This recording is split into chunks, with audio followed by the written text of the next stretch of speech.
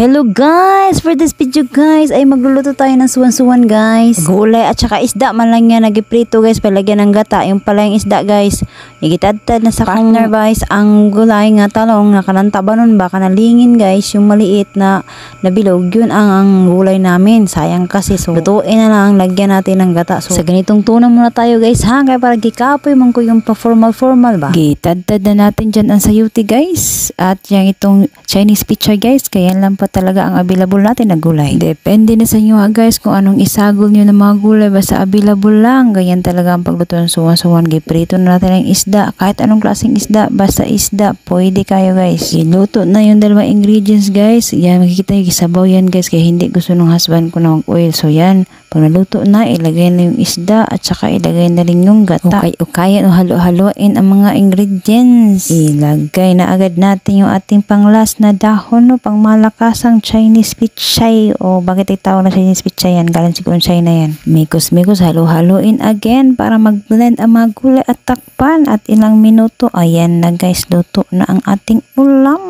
Busog na naman natin tiyan. Maraming salamat sa pakikinig hanggang sa muli. Have a good day everyone.